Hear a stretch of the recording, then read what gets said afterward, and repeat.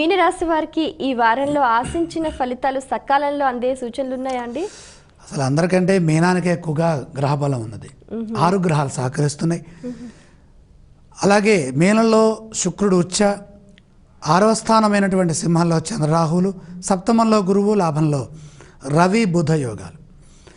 అదృష్టవంతులవుతారు, త్వరగా కార్యములు పూర్తి చేయగలుగుతారు, సహకారం లభిస్తుంది, పెద్దల నుండి ఆమోదముద్ర వస్తుంది, పదోన్నతి ఉన్నది, నూతన కార్యాలు ఫలిస్తాయి, ఆర్థిక పరిస్థితులు మెరుగవుతాయి, ఖర్చులు అదుపు తప్పకుండా పొదుపు చేయండి, ముఖ్య వ్యక్తులతో మనస్పర్ధలు రాకుండా జాగ్రత్త వహించండి, ఆరోగ్యంపై ఒత్తిడి ఉంటుంది, తగినంత విశ్రాంతి అవసరం, ప్రయాణాలు కలిసి వస్తాయి, ఒక ముఖ్యమైనటువంటి కార్యము పరిపూర్ణంగా సిద్ధిస్తుంది.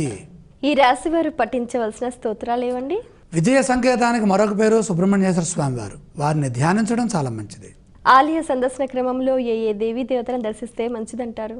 షణ్ముఖ సుబ్రహ్మణ్యేశ్వర స్వామి వారి దర్శనం చాలా వరకు శక్తినిస్తుంది. ఈ రాశి వారు చేయవలసిన దానాలు ఏవండి?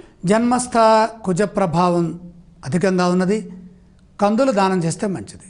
చాలా